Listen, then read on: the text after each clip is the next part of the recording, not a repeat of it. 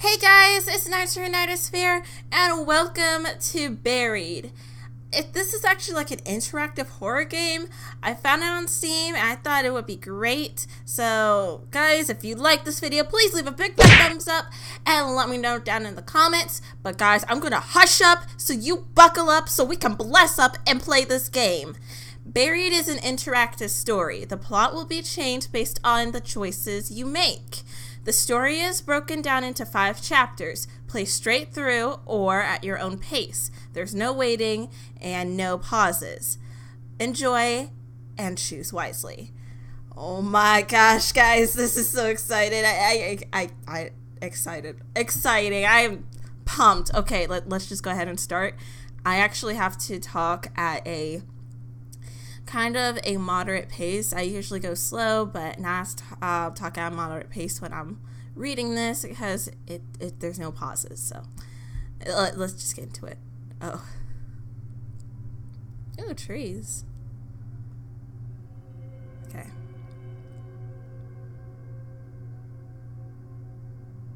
I open my eyes and the first thing I want to do is scream. I'm flat on my back and everything seems to hurt. The trees overhead look familiar.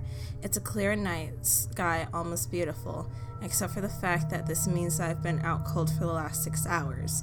But there is something wrong. I don't remember what, but something happened. And my head, my goodness, my head hurts and it rings in my ears. Was there an accident, an explosion? I think. I remember Dennis screaming, but after that, I can't remember. As I sit up, I notice that my hard hat has been thrown off. I look around the area, but it's not there. It feels strange to go anywhere without my hard hat, but I've got to find the other members of my crew. They could be in danger. Okay. So, we could search for the hard hat, but the other people, like Dennis, could be in trouble because the last thing we remember, him screaming. So what I'm gonna do, I'm gonna forget the hat and search for the crew. Hopefully that's good. I decide my hat can wait until I figure out what's going on and get up and take a look around at the logging site. I smell something burning. I don't hear any engines running. Wait. Something isn't right. What is it? The bulldozer? Maybe it was the darn thing overheated for the last time. Maybe the engine finally blew. What is a mess? What a mess. Well, maybe I'm jumping into conclusions. Only one way to find out, I guess. I walk over to the center of the logging site. I don't like what I see. Oh gosh.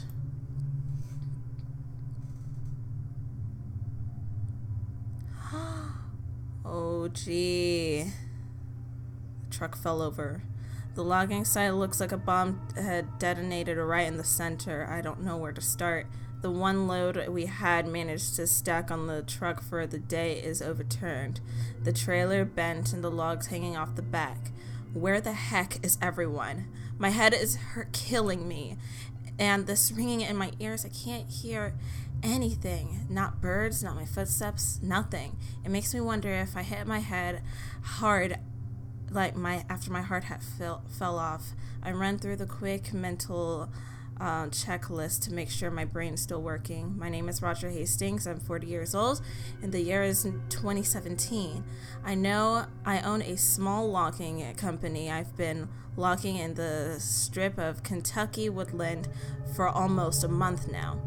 Okay, so my brain works. That's a relief, but it also makes me feel fearful. But because something is certainly not right here. I look around the logging site. Maybe my mind is figuring out what happened.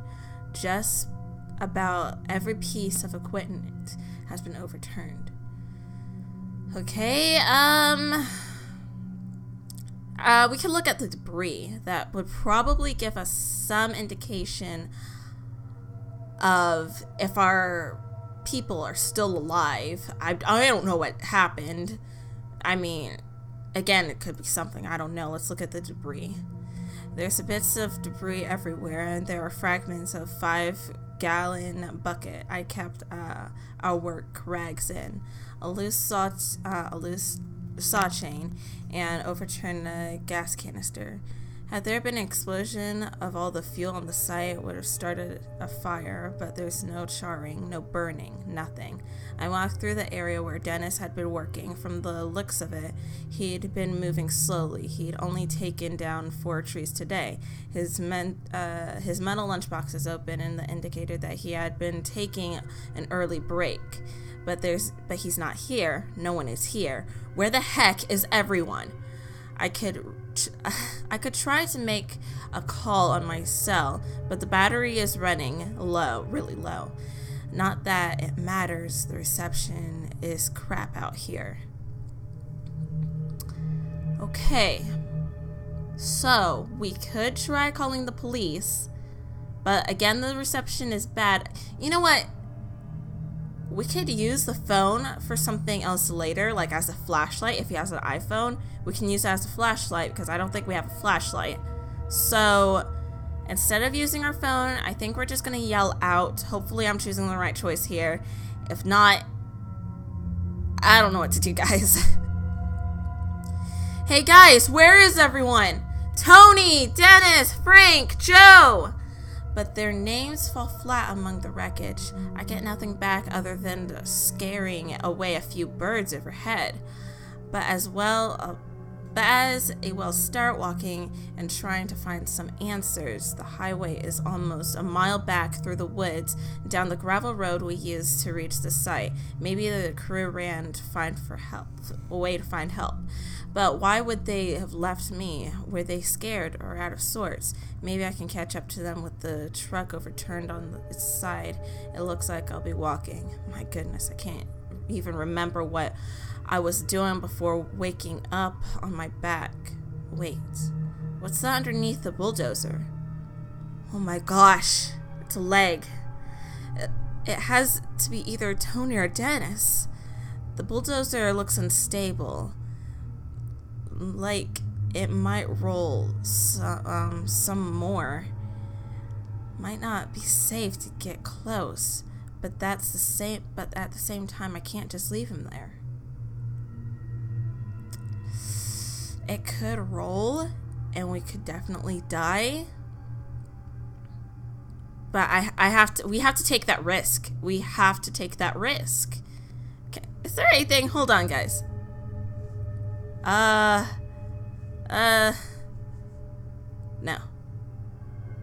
No. Okay. Great. Okay. There's no way of saving. Darn it.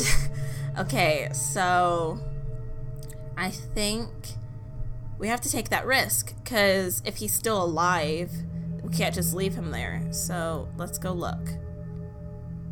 Hey, I yell, are you okay? Are you alive? I skip over the stray logs and wrecked equipment to get closer. Seeing the dozer teeter makes me think maybe I should grab my hat.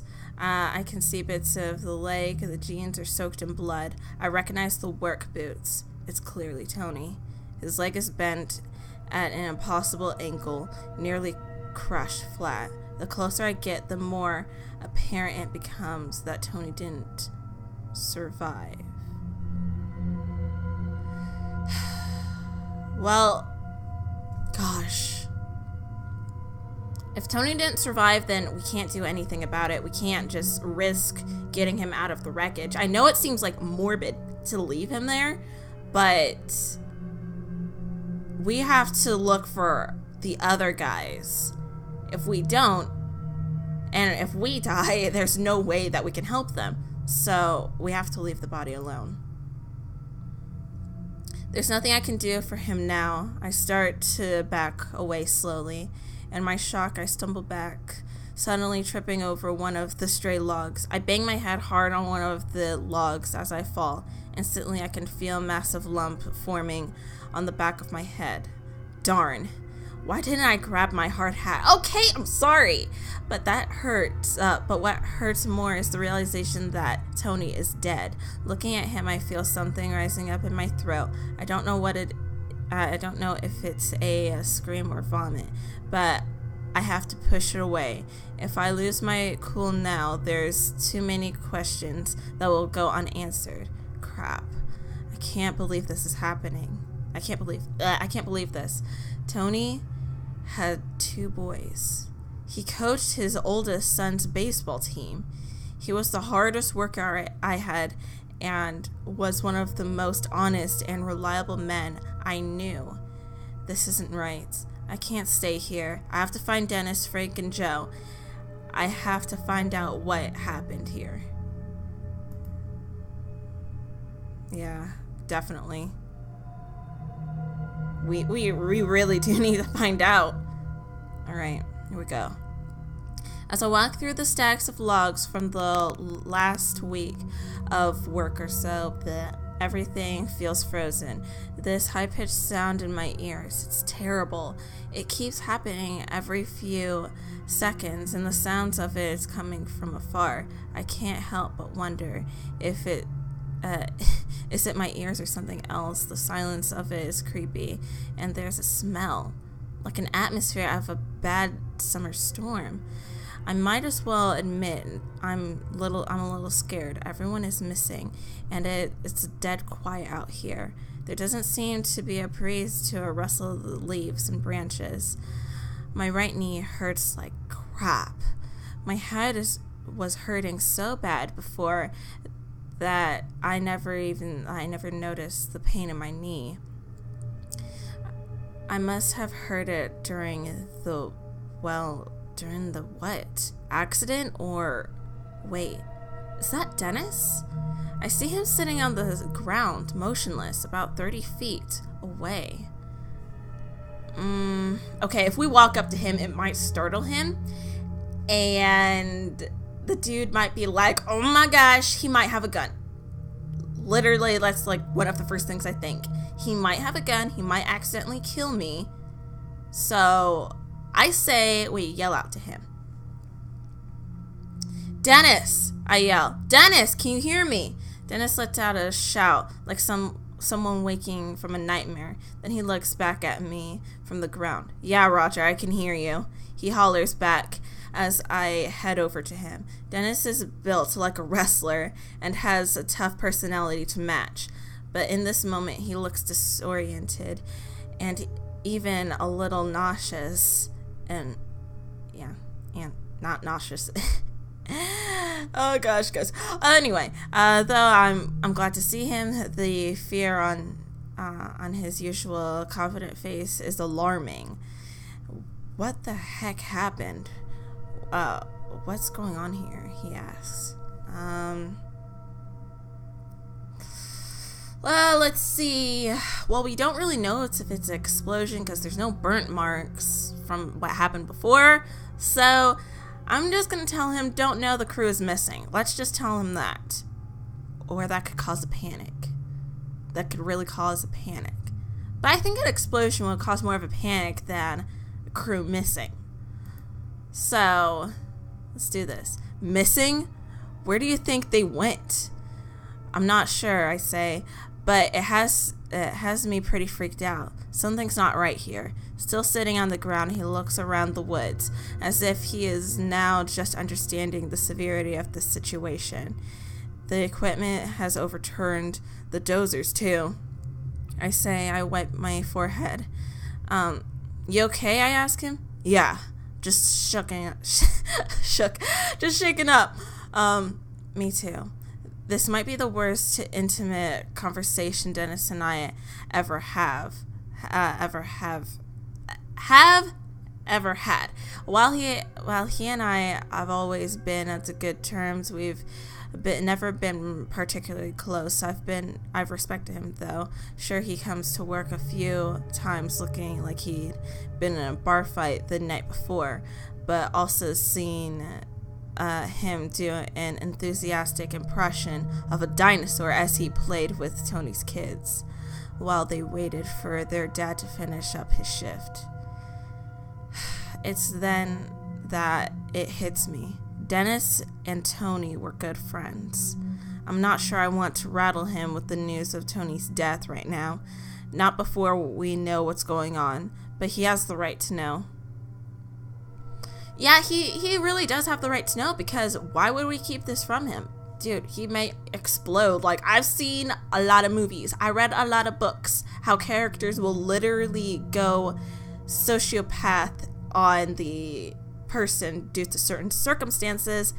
So, you know what? We shouldn't keep him from the truth. We need to tell him right here, right now. We need to let him know that this is serious and that people can die from this. That's why we need to get out. So, Tony is dead. You were upfront with Dennis about Tony. Dennis' eyes fixated on me, startled. he crushed under the dozer, I say. Dennis pauses for a moment, like he is trying to understand what I said. His eyes narrow and his bottom lips quiver. Crap, he says. I can tell that he is fighting back tears. He and Tony had been tight, almost like brothers. Hey, he adds quickly, as if trying to escape the reality of Tony's death. Did you see that light? No, I say. What did you see? I don't even know, Roger, he says. It's like this flare of white light. It came right up out of the ground like an explosion. So there was an explosion, I say. Maybe it was some equipment, or this was no equipment, Dennis interrupts, agitated. This huge ball of light came right down out of the darn ground. What? Well, we already have an idea what it looks like. It's a light. So where did it go? It just shot up into the sky until it was out of sight. When? I'm not sure, he answers, but I had to finish about 10 trees for the day and was about to top one. That's when it happened. You almost done with 10 trees, I ask. Yeah, he says, looking around. You know, I wouldn't want to take a lunch break until I was done. And that's when that light blew up. Why don't you believe me? Oh gosh. I can't say that he's over-exaggerating, because right now I'll believe almost about anything. I'll just be like, Dennis, you right. If I'm not going to discourage him, be like, no, you didn't see this, and you're over-exaggerating, knowing that we just found one of our coworkers dead. All right, so I believe you. You believe Dennis' story. He saw what he saw, I think to myself. He has no reason to lie about this. My goodness. Are you okay? Yeah, I'm fine, he says. But if I'm being honest, it scared me pretty bad. And if it's all the same to you, I'd like to get the heck out of here. We both stand up and start heading towards the road. It isn't until we started moving that I see Dennis is wounded. His right side is coated in blood and red seeping through his blue work shirt. There were splatters of it here and there, but also a very large red splotch that makes me worry. Are you in a lot of pain, or how did you get that injury? I'm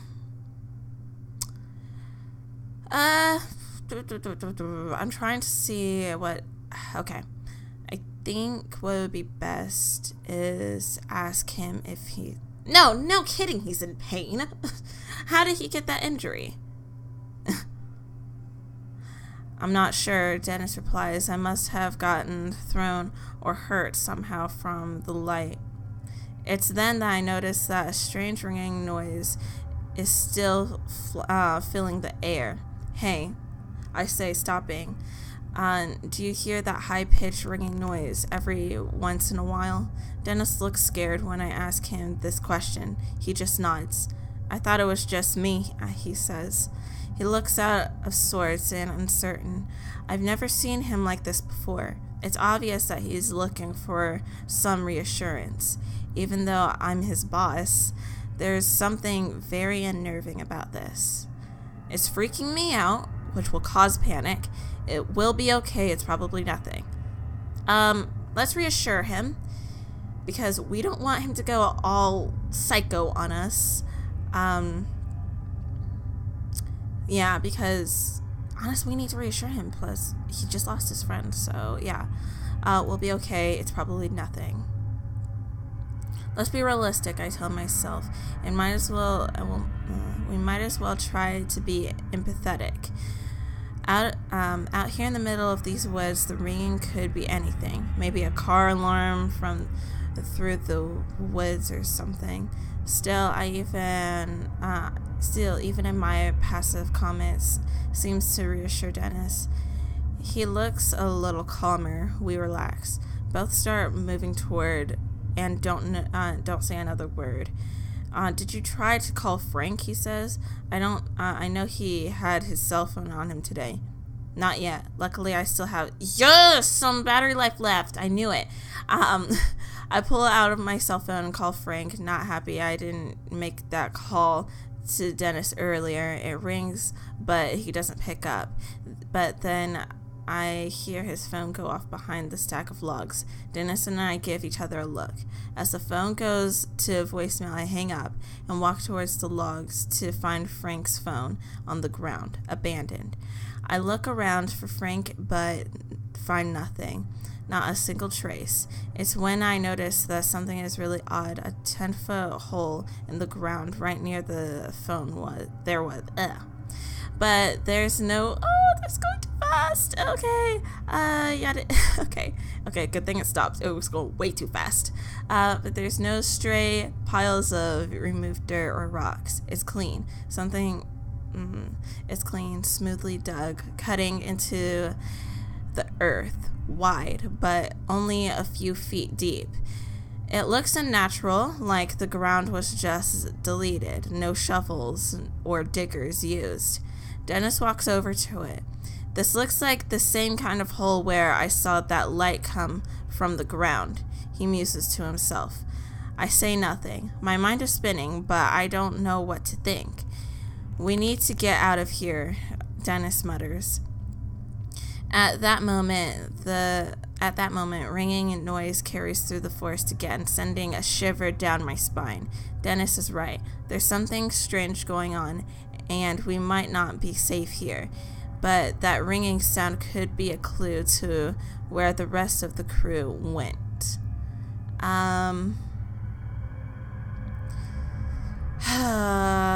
We could. I say we have to follow the ringing sound because it's not like we have to get everyone out. Honestly, it was me in this situation. I'd be like, all right, Dennis, let's go. But I can't leave those men out there. I'm their boss, and it wouldn't be right to leave them. So, yeah, we have to check out that sound. So, no, let's check out that sound.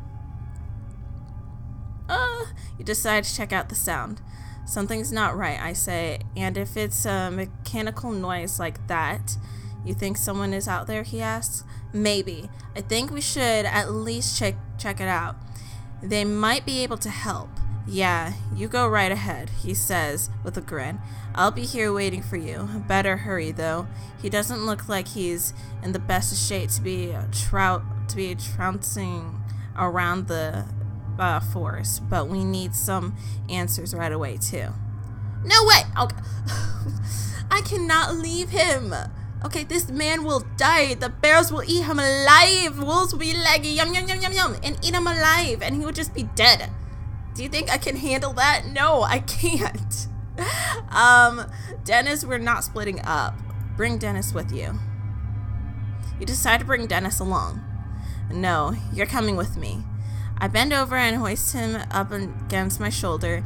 He resists just barely, then gives in. He looks at me like he's terrified of me now, making a moan in his throat. We start moving through the woods quickly. With no idea where the rest of the crew is, I worry they could be in danger. Every tree out there looks exactly the same. I grew up in the country. I can find my way around the forest without much of a problem, but I'm feeling dizzy. I'm leaning against the tree when I see something that had no business being out here. Our logging crew has been out here for 3 weeks, and I never seen it before. Alright guys, I hate to leave you guys on a cliffhanger, but I think this is a good place to stop at. This game is really getting me like into it. Oh my goodness. I've been wanting to play like interactive horror games like for a while now, but I don't know, because Love at First Sight was going on, so I was just like, I'm not sure if they want to have like another like novel-based thing, but this is really, really good. I'm gonna try my best not to make side comments along the way and just read, because I don't want to like lose you guys in like side stuff and all that. But if you guys like this video, please leave a big fat thumbs up and leave a comment down below and give me some of the insight what you think is gonna happen at the when we get back into the next part. Thank you guys so much for everything and the love and support. We're almost to 100 subscribers, guys, so come on, let's keep on pushing it. And guys, I love each and every one of you, and I will see you guys in the Nightosphere. Bye guys. Is someone there?